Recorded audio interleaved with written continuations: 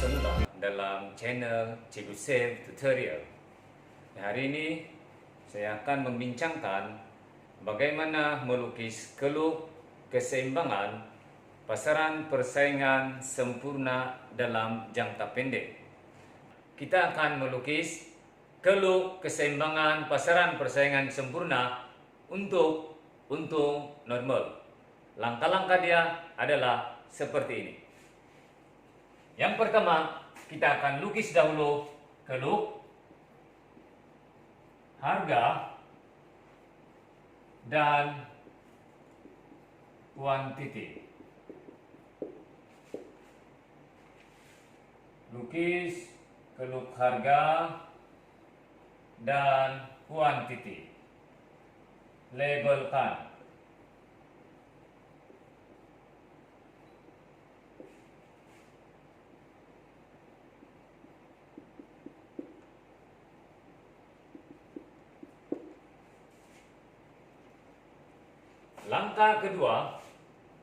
Langkah kedua adalah lukis keluk kos sud MC. Kita akan lukis keluk MC, turun ke bawah dan naik ke atas. MC. Langkah ketiga adalah lukis keluk kos purata EC. Ini adalah kos purata, turun ke bawah dan naik ke atas. EC. Pastikan keluk kos purata bersilang dengan keluk MC betul-betul pada titik minima EC.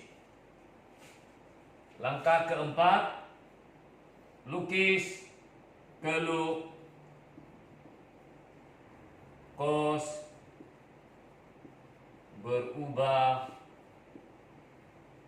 purata EVC. Seperti dalam EC, dia akan menurun dan bersilang naik ke atas. EVC.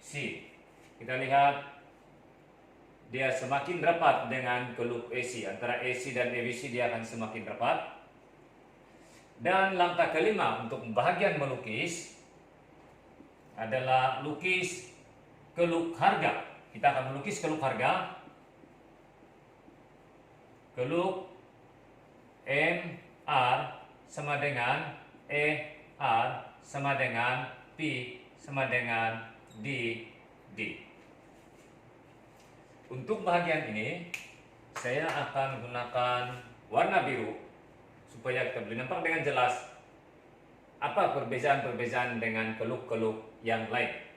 Oke, pastikan keluk MR sama dengan ER sama dengan P sama dengan DD, dia akan bersentuhan dengan keluk AC pada titik minima AC. Kita akan lukis dari sini, pastikan dia akan menyentuh, betul-betul menyentuh. Dia sebenarnya bukan ada persilangan, dia ada persentuhan saja. Oke, dan labelkan sebagai MR sama dengan ER sama dengan P sama dengan DD. Setelah kita lengkapkan bahagian melukis, maka sekarang kita akan masuk kepada bahagian kedua, yaitu menentukan. Langkah pertama bagi bahagian menentukan adalah tentukan tingkat keseimbangan.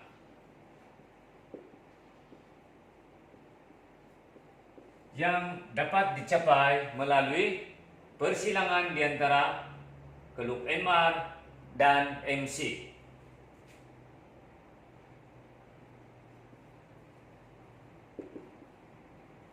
Persilangan MR sama dengan MC, yaitu kita labelkan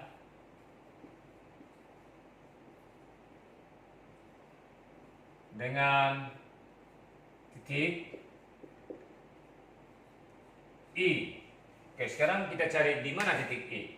Seperti yang sebelumnya, titik I ataupun titik keseimbangan adalah satu bahagian yang sangat penting.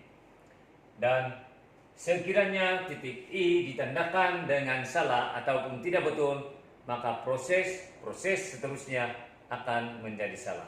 Oke, kita lihat persilangan di antara MR dengan MC. Di sini adalah titik I. Langkah pertama adalah tentukan tingkat keseimbangan. Oke, seterusnya langkah kedua. Langkah kedua, tentukan harga dan kuantiti keseimbangan. Kita akan lihat pada keluk, I adalah titik keseimbangan, maka harga pada titik keseimbangan ini bergerak ke kiri sehingga memotong paksi harga. Ini adalah harga keseimbangan. Kita labelkan sebagai PI. Manakala kuantiti keseimbangan melalui titik keseimbangan kita turun ke bawah, buat garisan putus-putus sehingga melalui paksi kuantiti dan labelkan sebagai QI. Kita sudah tentukan harga dan kuantiti. Langkah ketiga adalah menentukan kos purata. Melalui keluk, kalau kita lihat, ini adalah keluk harga. Ini adalah keluk harga dan dia akan bersentuhan dengan keluk AC pada titik minima. Ini bermakna kos purata. Kos purata adalah bersamaan dengan harga keseimbangan. Jadi kita tulis di sini kos purata sama dengan PI. Dia berada pada kedudukan yang sama. Kemudian seterusnya yang keempat, tentukan. Oke, tidak perlu tulis tentukan, sudah tulis di atas. Oke, tentukan jumlah hasil TR. Jumlah hasil adalah hasil darab TR adalah PI darab QI. Jumlah hasil adalah hasil darab di antara harga keseimbangan dan kuantiti keseimbangan, dan melalui keluk kita boleh lihat ini adalah kawasan O, PI, I, dan QI. O, PI, I, QI. Langkah seterusnya, langkah kelima. Tentukan jumlah kos.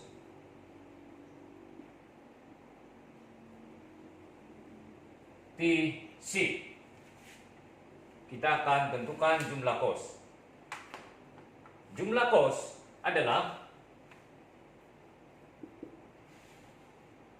hasil darab di antara kos purata dengan kuantiti. Pada ketika ini, kos purata adalah PI, yaitu sama dengan harga keseimbangan, dan kuantiti dia adalah QI. Maka kawasan dia adalah O, PI, I, QI. O, PI, I, QI. Dan langkah terakhir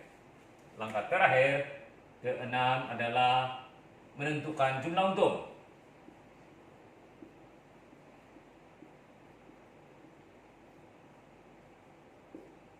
Oke, menentukan jumlah untung. Maka untung adalah TR tolak TC, ataupun keuntungan adalah jumlah hasil ditolak dengan jumlah kos. Kalau kita lihat di sini, jumlah hasil adalah OPE dan jumlah kos adalah OPE, yaitu kawasan yang sama. Maka apabila kita tolak, kita dapat jawaban sifat. Atau dengan kata lain, ketika ini jumlah hasil adalah sama dengan jumlah kos, maka kalau keadaan itu berlaku, firma PPS hanya mendapat untung normal sahaja. Ini adalah keseimbangan pasaran persaingan sempurna bagi untung normal. Kita akan bertemu semula dalam bahagian yang ketiga, part 3, untuk membincangkan untung kurang normal. Sekian dan terima kasih.